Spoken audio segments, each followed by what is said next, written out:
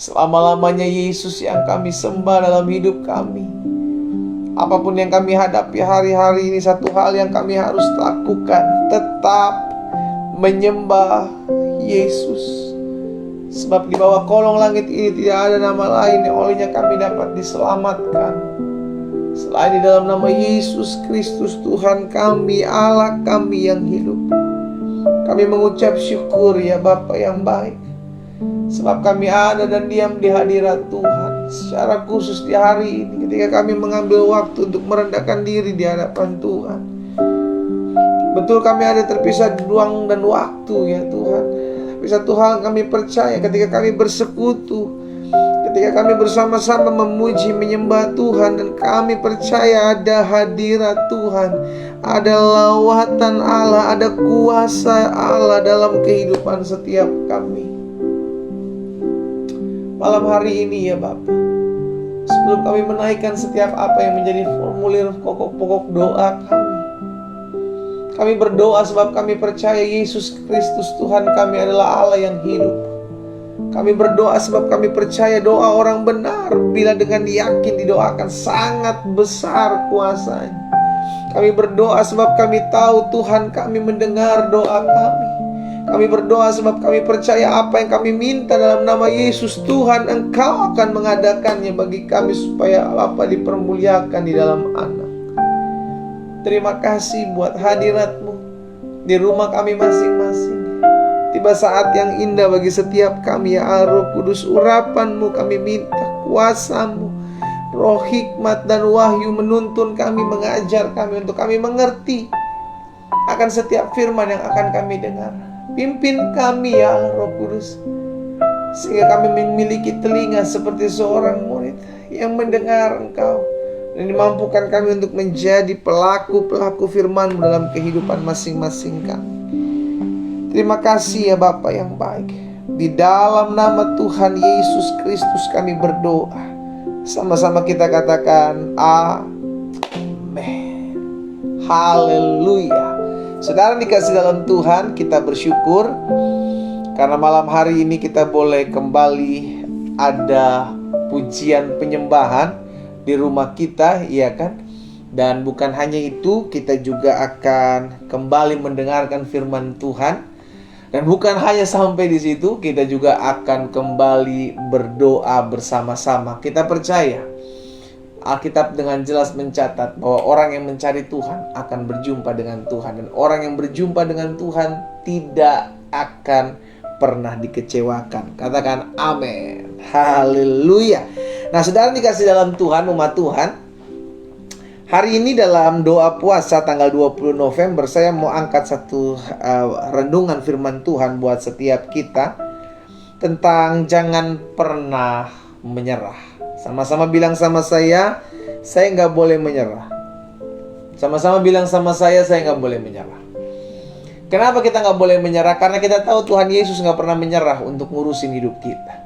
Kenapa kita nggak boleh menyerah? Karena kita tahu Yesus Kristus nggak menyerah di atas kayu salib untuk menyelamatkan kita. Kenapa kita nggak boleh menyerah? Karena kita tahu Tuhan masih berperkara sama kita dalam hidup kita sampai hari ini. Betul badai masih ada, betul masalah pergumulan masih ada, tapi kita percaya mujizat juga masih ada sampai hari ini. Sama-sama bilang sama saya, mujizat masih ada sampai hari ini. Amin.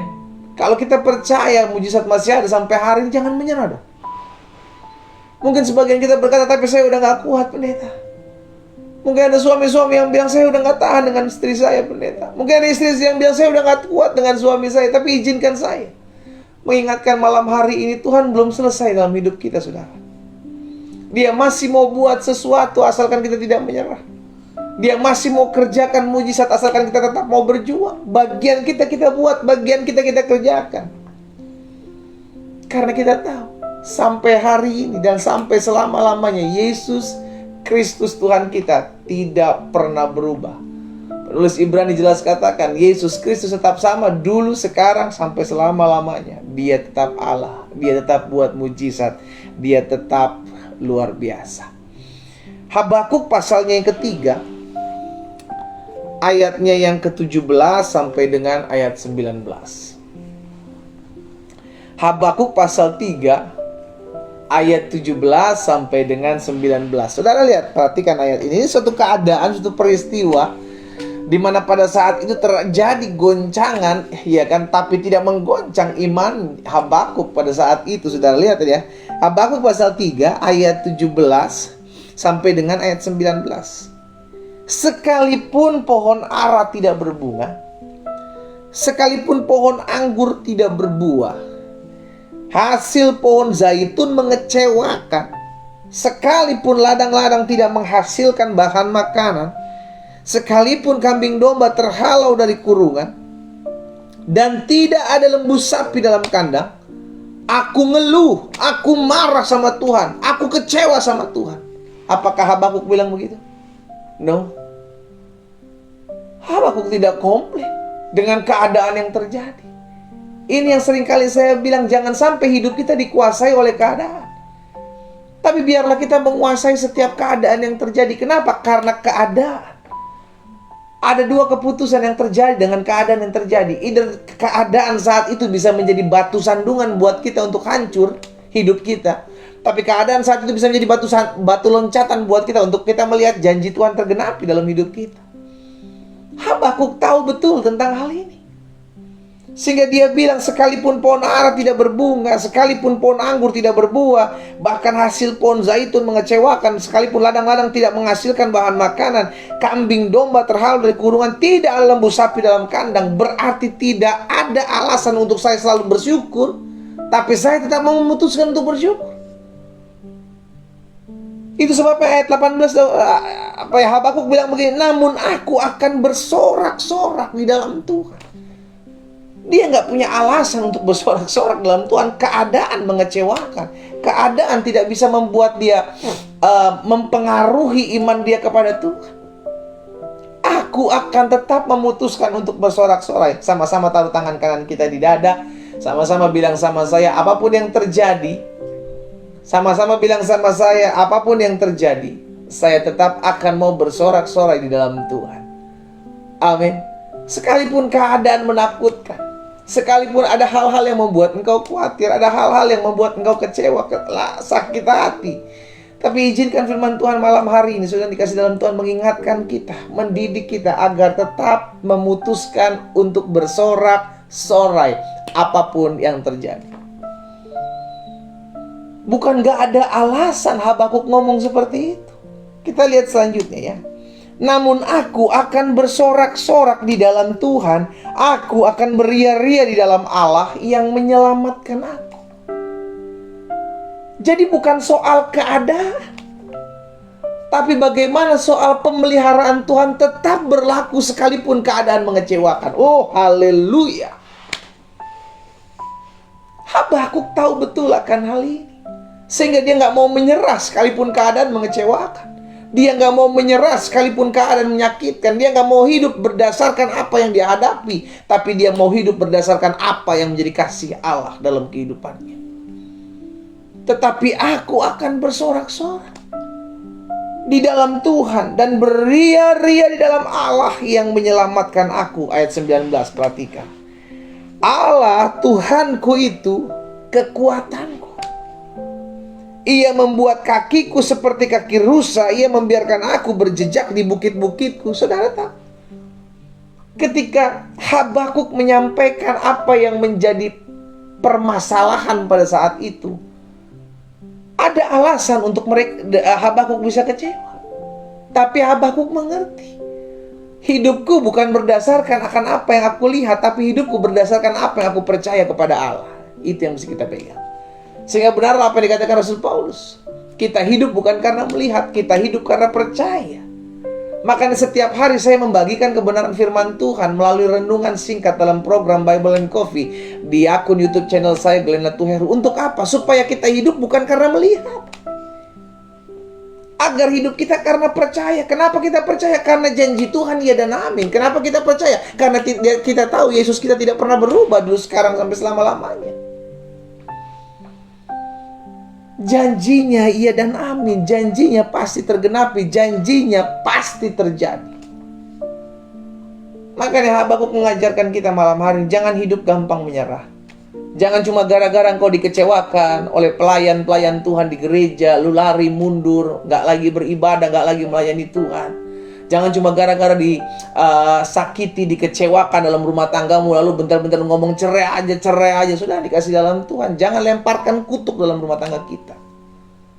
Apapun yang terjadi, kita tetap selalu bersorak-sorai. Kenapa? Karena kita tahu dasar hidup kita bukan apa yang kita lihat. Dasar hidup kita karena apa yang Tuhan sudah janjikan dalam hidup kita. Itu yang dipegang oleh Habakuk. Bahkan pemazmur bilang begini dalam Mazmur 126 ayat yang kelima dan ayat yang keenam. Mazmur 126 ayat 5 dan ayat yang keenam. Orang-orang yang menabur dengan mencucurkan air mata akan menuai dengan sorak-sorai. Jadi betul ada masalah yang membuat kita kecewa. Ada masalah, ada pergumulan yang membuat kita menangis. Tapi Alkitab pemazmur mengatakan apa? Dia akan menuai dengan sorak-sorai. Maksudnya apa? Dijelasin di ayat yang ke-6. Ayat yang ke-6 dari Mazmur 126 bilang begini. Orang yang berjalan maju dengan menangis. Jadi gak peduli kalau engkau menangis, jangan stuck. Kalau engkau menangis, jangan kecewa. Kalau engkau menangis, engkau mesti berjalan maju. Sekalipun engkau menangis, sekalipun engkau dihianati, sekalipun engkau dirugikan, engkau dikecewakan, engkau difitnah, engkau harus berjalan maju. Kenapa? Karena janjinya jelas. Orang yang berjalan maju, sekalipun dia menangis, sambil menabur benih, dia pasti, bukan mudah-mudahan, saudara. Firman Tuhan jelas katakan, pasti pulang dengan sorak-sorai, sambil membawa berkas-berkasnya. Ada tuaian. Haleluya. Kenapa? Karena ketika dia mengalami kesedihan, dia nggak diam. Ketika dia dikecewakan, dia nggak sakit hati dan kecewa. Ketika dia mengalami masalah, pergumulan, dan dia sedih, dia tetap maju. Karena dia tahu di depan sana, air mataku akan digantikan Tuhan dengan mata air kebahagiaan. Karena di depan saya, aku tahu sekalipun ada orang-orang yang berusaha menjegal hidupku, aku tahu di depan sana Tuhan sudah memberikan kekuatan bagi hidupku untuk aku melihat perjanjian, janji Tuhan digenapi dalam hidup. Jadi jangan fokus dengan apa yang ada di hadapan kita. Sekali lagi saya ingatkan, jangan fokus dengan apa yang ada di depan kita, tapi fokuslah kepada apa yang menjadi janji Tuhan. Karena keadaan seringkali Tuhan pakai untuk membuat iman kita tetap kuat. Padang gurun dipakai Tuhan untuk membentuk umat Tuhan. Orang-orang Israel dalam perjalanan ke Mesir, ke tanah perjanjian, pakai padang gurun. Dan disitulah orang-orang dimurnikan. Jadi masalah, terkadang Tuhan izinkan untuk Tuhan lihat seberapa kita ngandelin dia sih. Seberapa kita bergantung, berserah kepada dia. Jadi saya simpulkan sebegini, saudara. Kalau orang gampang menyerah, maka orang itu gak punya iman. Kenapa? Karena tidak berpengharapan. Loh iya dong, orang gak menyerah berarti dia tidak memiliki pengharapan. Orang menyerah berarti dia tidak memiliki pengharapan. Dia gak mau berjuang, dia gak mau survive. Dia gak tahu bahwa di depan sana, seandainya dia maju melangkah, dia akan melihat janji Tuhan digenapi. Daud gak gentar ngadepin Goliat. Dia gak bilang, waduh gede juga ya, udah gue pulang aja deh, kayak salah gue ngambil keputusan. No, dia maju. Kenapa? Karena dia tahu yang berperang bukan lagi dia, melainkan Tuhan. Daniel, ketika dilemparkan dalam gua singa, dia gak kecewa dan bilang, Tuhan, mana katanya engkau memelihara saya? Mana katanya Tuhan menolong saya? Daniel tetap ada pendirian. Demikian pula Sadrak, Mesak, Abednego ketika di hadapan dapur api, dia tetap mempertahankan imannya. Jadi saya percaya sudah dikasih dalam Tuhan, ada kalanya Tuhan membuat kita seakan-akan tuh mentok, seakan-akan gak melihat pintu jalan keluar, seakan-akan kita gak bisa melihat ada pembelaan Tuhan. Tapi tahukah saudara, di dalam hal-hal seperti itu Tuhan sedang membuat kita dewasa, sehingga akhirnya kita berkata, Tuhan, bukan kehendakku, tapi kehendak-Mu yang jadi. Tuhan, bukan rencanaku, tapi rencana-Mu yang terjadi. Terakhir, dalam Lukas 18 ayat 7 dan ayat 8. Ini yang kita pegang, ini yang menjadi dasar. Kenapa setiap hari kita naikkan doa-doa kita. Lukas 18 ayat 7 dan ayat 8 bilang begini. Tidakkah Allah akan membenarkan orang-orang pilihannya yang siang malam berseru kepadanya? Dan adakah ia mengulur-ngulur waktu sebelum menolong mereka? Aku berkata kepadamu, lihat, ia akan segera membenarkan mereka. Akan tetapi jika Anak Manusia itu datang, adakah ia mendapati iman di bumi? Nah, jadi kalau kita sedang diperhadapkan dengan sebuah tantangan, kita diperhadapkan dengan sebuah pergumulan, jangan berhenti berseru. Jangan berhenti berdoa. Jangan baru berdoa 2 hari, baru berdoa 3 hari, baru berdoa seminggu, pengen jawaban instan. Baru ngeluh, mana katanya berdoa ngelihat jawaban Tuhan. Mana berdoa kan sampai saat ini saya nggak lihat pertolongan Tuhan. Lu berdoa berapa lama? Baru seminggu. Ya nggak usah, jangan hitung limitnya gitu loh saudara. Jangan lihat udah berapa lama saya berdoa. Push, pray until something happen. Berdoa sampai sesuatu terjadi. Makanya dalam doa puasa ini saya ajak setiap umat Tuhan dari awal ketika saya mengadakan ibadah doa puasa ini, ambil selembar kertas, iya kan, saya bilang bahwa tulis pokok-pokok doa saudara dan saya. Kita tulis setiap apapun juga yang menjadi pergumulan kita tulis. Nanti setiap hari Jumat secara khusus saya berdoa dan mengangkat setiap pokok-pokok doa itu, kita doakan, kita ucapkan berkat. Dan puji Tuhan, ada begitu banyak kesaksian dari anak Tuhan yang ada di komunitas WhatsApp. Sudah dikasih dalam Tuhan. Dahsyat. Karena saya percaya itu janji Tuhan. Adakah dia mengulur-ngulur waktu? Adakah dia mengulur-ngulur waktu ketika kita berseru? No. Tuhan selalu jawab doa kita tepat pada waktunya. Sekarang jadi pertanyaan, mau nggak terus bertekun dalam doa? Jadi saya pelajari, jangan sampai kita patah semangat, jangan sampai kita menyerah menghadapi badai. Ingat, keadaan, saya ulang lagi dari awal saya ngomong nih saudara. Keadaan tidak bisa menentukan nyerah atau tidaknya kita, tapi kitalah yang memutuskan kita mau menyerah atau kita berserah sama Tuhan. Jadi keadaan tidak bisa memutuskan, kita yang memutuskan. Karena ada orang-orang yang menghadapi pergumulan yang sama dengan orang lain menghadapi pergumulan, tapi yang ini tetap masih kuat, tapi yang ini udah menyerah. Berarti bukan soal pergumulannya, bukan soal masalahnya yang dihadapi, tapi soal mentalitasnya. Apakah dia percaya? Apakah dia mau tetap kuat berserah? Atau dia gampang menyerah? Sehingga akhirnya kita yang memutuskan. Kalau kita pegang janji Tuhan, kalau kita beriman, kalau kita percaya, maka kita akan lihat. Sekalipun kita belum lihat, kita tetap maju melangkah, karena kita tahu di depan sana ada janji Tuhan yang Tuhan sudah sediakan. Katakan amin. Jadi yang pertama, kenapa kita nggak boleh menyerah? Saya pelajari, kita nggak boleh menyerah dan jangan sampai kita menyerah, karena Allah adalah setia. Kalau dia bilang akan tolong kita, pasti dia tolong kita. Nggak mungkin nggak. Contoh, selalu saya pakai contoh tentang Lazarus, saudara dikasih dalam Tuhan. Bagaimana Maria dan Marta, saudara, Lazarus memberikan kabar kepada Yesus bahwa Lazarus sakit. Tujuan Maria dan Marta memberikan kabar kepada Yesus supaya Yesus datang dan menyembuhkan Lazarus. Tapi pada saat itu Yesus nggak datang sampai Lazarus mati. Setelah dia mati, Yesus baru datang. Saya tanya sekarang, yang Yesus buat, apakah Lazarus jadi sembuh atau tidak? Jadi sembuh. Bahkan dahsyat, ada begitu banyak mujizat, ada begitu banyak jiwa dimenangkan dari mujizat yang Yesus buat. Kenapa? Karena yang Tuhan kehendaki adalah jiwa, memenangkan jiwa. Bukan soal 1 dan 2 orang ini yang disembuhkan, dijawab doanya, tapi bagaimana Tuhan memenangkan jiwa. Ini yang Yesus buat dalam kehidupan Lazarus. Akhirnya jadi pembelajaran buat Maria dan Marta bahwa ujung-ujungnya Lazarus tetap hidup. Sekalipun caranya dengan cara Yesus itu berbeda. Nah, itu yang selalu saya bilang. Cara kita dengan kita berdoa nih. Tapi cara Tuhan menjawab doa kita itu berbeda dengan cara kita. Kita berdoa nih, Tuhan ini loh waktunya, Tuhan jawab doa saja. Tuhan bilang bukan, waktunya nanti masih lama. Nah, kita nggak bisa maksa, kita nggak tahu apa-apa kok. Bagian kita berdoa, bagian kita percaya. Bagian Tuhan adalah menjawab. Dan kapan dia menjawab, bagaimana dia menjawab, itu haknya Tuhan. Tapi bagian kita jangan menyerah.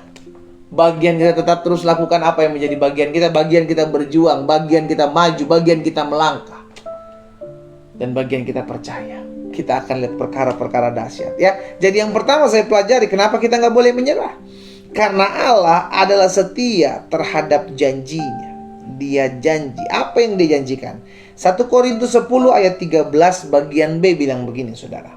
Sebab Allah setia, dan karena itu Ia tidak akan membiarkan kamu dicobai melampaui kekuatanmu.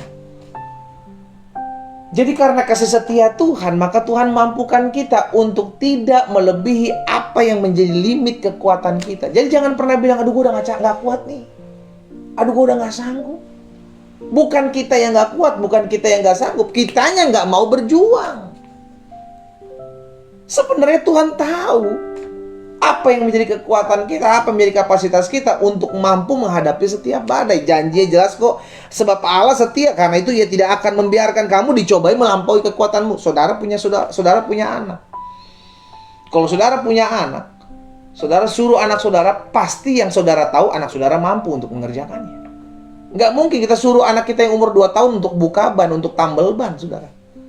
Nah, atau mesti angkat ember isi air penuh, enggak. Karena kita tahu untuk ukuran dia nggak mampu. Berarti orang tua kita, Bapa di sorga pun tahu.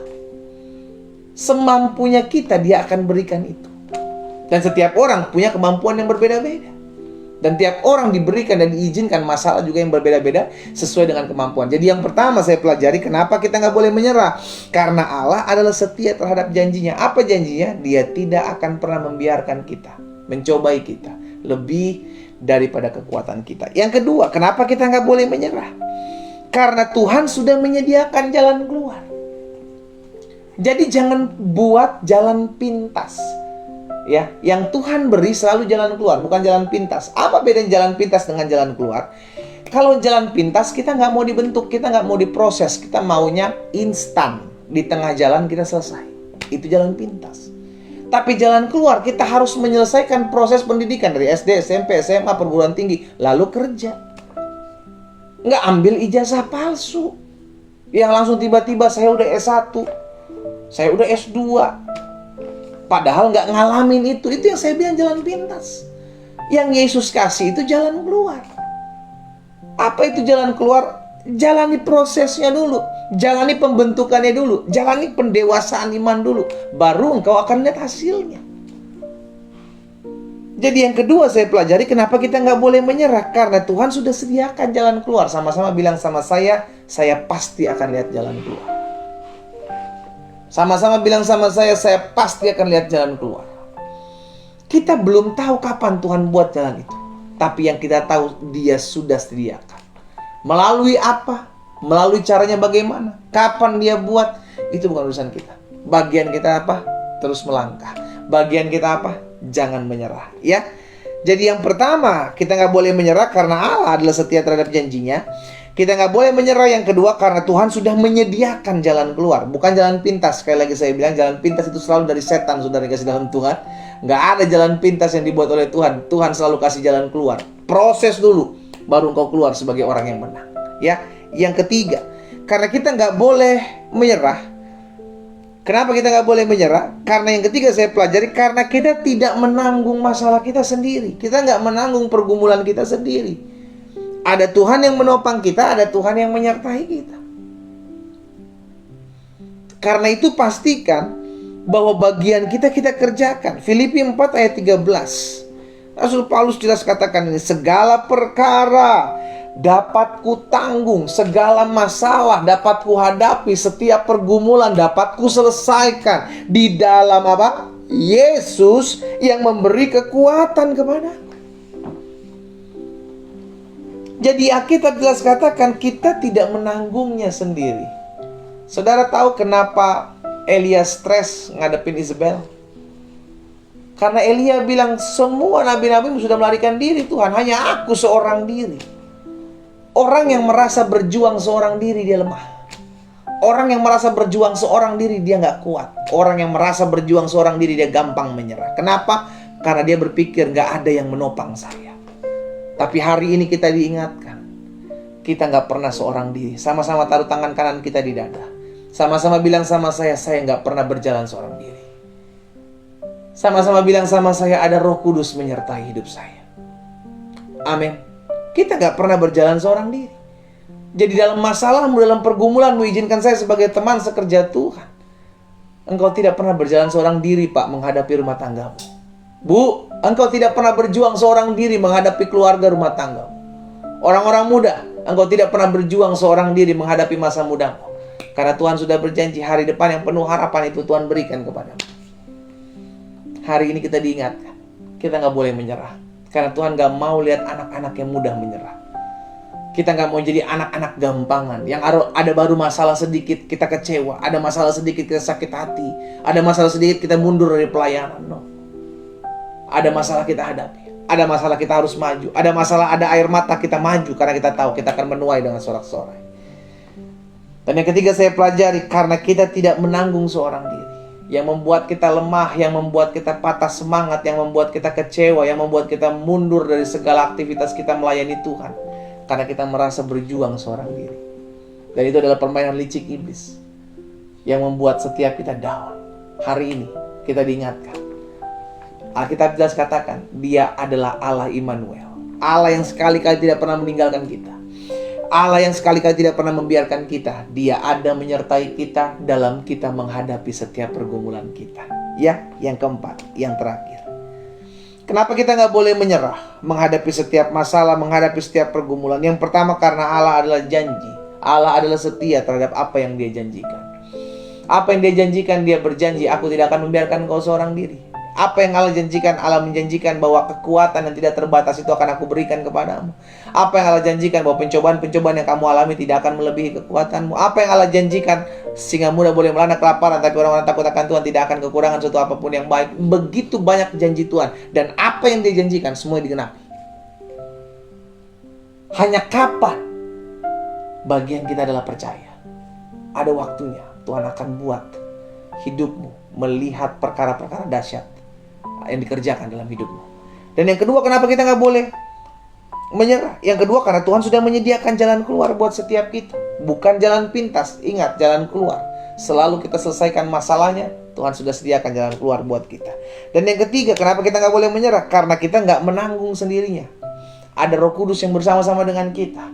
Ada kekuatan dari surga yang menopang kita.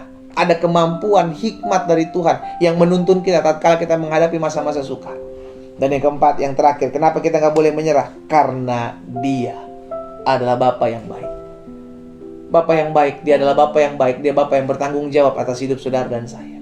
Dia Bapa yang baik yang tidak akan pernah mau melihat anak-anak yang mengalami kesusahan.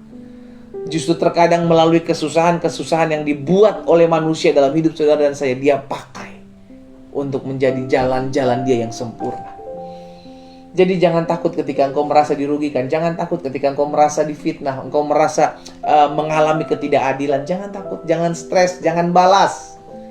Ingatlah, Tuhan pakai semuanya itu untuk mendatangkan kebaikan buat hidup saudara dan saya. Dia Bapa yang baik. Matius 7 ayat 11 sebagai ayat terakhir. Matius 7 ayat 11 bilang begini, jadi jika kamu yang jahat tahu memberi pemberian yang baik kepada anak-anakmu, apalagi Bapamu yang di sorga, Ia akan memberikan yang baik. Sama-sama bilang sama saya, yang baik yang Bapa berikan. Ia akan memberikan yang baik kepada mereka yang meminta kepadanya. Kita meminta, kita meminta, kita berdoa kepada Tuhan, kita minta kepada Tuhan, dan kita percaya kita akan terima. Karena itu saya ajak setiap kita, kalau ada pergumulan, kalau ada kesusahan, kalau ada air mata yang terus mengalir oleh karena satu dan lain hal, jangan sakit hati, jangan kecewa, jangan mengeluh, apalagi menyerah. Datang sama Tuhan, berdoa. Karena kita percaya doa orang benar dengan yakin didoakan sangat besar kuasanya. Bukan hanya besar, sangat besar kuasanya. Dan Yesus bilang, apa juga yang kamu minta dalam namaku, aku akan memberikan kepadamu. Bahkan Yesus juga bilang, apapun juga yang kamu doakan, yang kamu minta, percayalah bahwa kamu telah menerimanya, maka hal itu akan diberikan kepadamu. Ada begitu banyak janji Tuhan tentang doa. Sekarang jadi pertanyaan, maukah kita berdoa buat setiap pergumulan kita? Jangan selesaikan masalahmu, pergumulanmu dengan kekuatan ototmu, dengan kekuatan fisikmu. Tapi selesaikan setiap masalah pergumulanmu dengan doa. Siapkan formulir doa saudara, siapkan pokok doa saudara. Kita berdoa. Kita datang kepada Tuhan. Bapa, kami mengucap syukur buat malam hari ini, buat kasih setia Tuhan, buat anugerah Tuhan atas hidup kami. Kami berterima kasih. Kami boleh menyelesaikan ibadah puasa di sepanjang hari ini. Kami percaya akan kami lihat perkara-perkara yang dahsyat. Akan kami lihat kuasa Allah dinyatakan dalam hidup kami. Kami percaya bukan kami, tapi karena Roh-Mu ya Allah, yang menolong kami, memampukan kami, bahkan mengizinkan kami melihat perkara-perkara ajaib yang akan Allah buat dalam hidup kami. Sehingga tergenapi firman-Mu. Apa yang tidak pernah kami lihat, apa yang tidak pernah kami dengar, apa yang tidak pernah timbul dalam hati dan pikiran kami, itu yang Allah sediakan buat orang-orang yang mengasihi-Mu. Bapa, apa yang Tuhan taruh dalam hati hamba sudah hamba sampaikan. Hari ini kami diingatkan, apapun yang ada di hadapan kami tidak boleh menjadi alasan untuk kami menyerah. Apapun yang kami doakan dan sampai hari ini kami belum melihatnya, tidak boleh menjadi alasan untuk kami menyerah. Apapun yang kami hadapi saat-saat ini membuat kami luka, kecewa, sakit hati, kepahitan, tidak boleh menjadi alasan untuk kami menyerah, untuk selalu berdoa kepada Tuhan. Itu sebabnya kami diingatkan bahwa Engkau adalah setia terhadap janji-janji-Mu. Engkau mengingatkan kami bahwa kami tidak pernah berjuang seorang diri menghadapi pergumulan kami. Engkau mengingatkan kami bahwa apapun yang kami hadapi tidak akan pernah melebihi kekuatan kami, sebab Engkau Bapa yang baik. Hamba berdoa, biar firman termaterai dalam hati kami ya Roh Kudus. Kami menjadi orang-orang yang mungkin hari-hari digoncang oleh pergumulan apapun. Ada pergumulan kesehatan, ada pergumulan ekonomi, ada pergumulan rumah tangga, ada pergumulan-pergumulan lainnya yang hari-hari ini kami hadapi. Hari ini kami berdoa, kami tidak mau dikalahkan oleh apa yang menjadi pergumulan di hadapan kami, sehingga kami gampang menyerah. Tapi hari ini kami mau menaklukkan setiap pergumulan kami dengan cara membawanya itu kepada Tuhan. Karena kami tahu, serahkan segala kekhawatiranmu kepada Tuhan, maka Tuhan yang memelihara kamu. Bapa, kami membawa setiap pokok-pokok doa kami. Mari umat Tuhan angkat pokok-pokok doamu di rumahmu masing-masing. Angkat lembaran doa yang telah Engkau tuliskan dalam pokok-pokok doamu. Angkat di altar kudus Tuhan. Bapa, malam hari ini hamba ucapkan berkat. Di tangan kami ada setiap pokok-pokok doa yang telah kami tuliskan, dan kami angkat ke dalam tangan Tuhan yang kuat. Kami percaya Yesus kami menjawab doa kami jauh lebih dahsyat dari apa yang kami bayangkan dan pikirkan.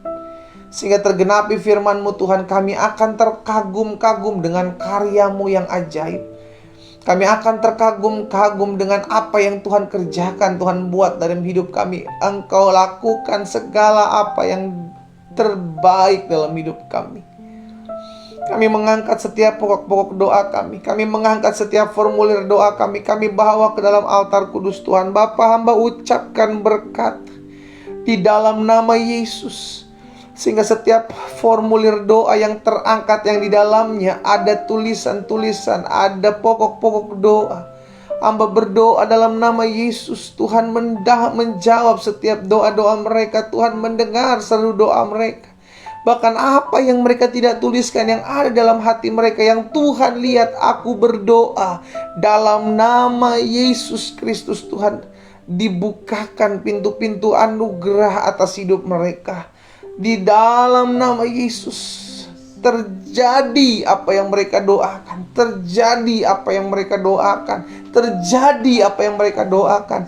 Di dalam nama Yesus kami percaya sampai hari ini nama Yesus berkuasa. Turunkan pokok-pokok doa kita. Hamba berdoa ya Tuhan, kami percaya. Karena kami percaya maka kami berkata-kata. Kami percaya karena kami percaya kami berdoa. Kami percaya karena kami akan melihat janji Tuhan akan digenapi dalam hidup setiap kami. Terima kasih ya Tuhan. Hamba berdoa buat masing-masing umat Tuhan yang mengambil bagian dalam ibadah doa puasa di setiap hari Jumat, maupun mereka yang mengambil bagian dalam ibadah doa di malam harinya pada saat hari Jumat berpuasa. Hamba berdoa di dalam nama Yesus agar mereka bertumbuh dalam iman, agar mereka boleh mengalami kasih Tuhan, agar mereka boleh mengalami kuasa dan cinta akan Tuhan bertambah-tambah dalam hidup mereka. Di dalam nama Yesus. Hamba bersyukur buat kesempatan membuat wadah bagi umat Tuhan dari berbagai-bagai denominasi gereja, berbagai-bagai latar belakang, untuk mereka bersatu, bersama-sama berdoa. Karena kami percaya ya Tuhan, kami teramat yakin dan percaya Tuhan tidak pernah lalai menepati janjinya. Kami teramat yakin dan percaya sampai hari ini Tuhan masih berkarya. Tuhan masih belum selesai atas hidup kami. Tuhan masih akan buat sesuatu yang akan Allah kerjakan sungguh-sungguh teramat baik dalam hidup kami. Terima kasih Bapa yang baik. Kami mengucap syukur buat malam hari ini. Hamba juga berdoa menyerahkan malam hari ini ke dalam tangan Tuhan. Kalau kami akan kembali beristirahat, biar kasih karunia Tuhan, anugerah Tuhan yang menopang setiap kami, meneguhkan hati kami. Kami akan tidur, kami akan beristirahat. Besok kami bangun dengan tubuh yang sehat, diberkati Tuhan dalam anugerah dan kasih setia Tuhan. Umat yang dikasih dalam Tuhan, ingatlah firman Tuhan hari ini mengingatkan kita jangan menyerah. Taklukkan masalahmu, taklukkan pergumulanmu dengan percaya, dengan berharap kepada Tuhan. Kita hidup bukan karena melihat, kita hidup karena percaya. Kenapa kita percaya? Karena janji Tuhan pasti akan digenapi dalam hidup kita.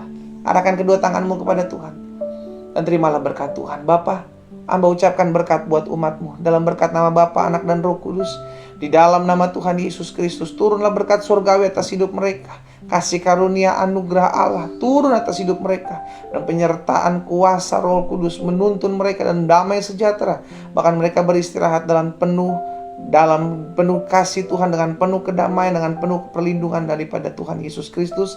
Di dalam nama Tuhan Yesus Kristus kami berdoa dan kami menerima berkat Tuhan. Sama-sama kita katakan amin. Haleluya, haleluya.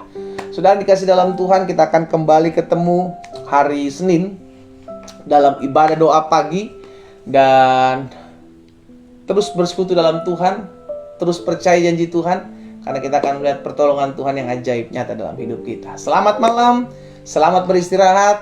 Tuhan Yesus memberkati kita. Shalom, shalom.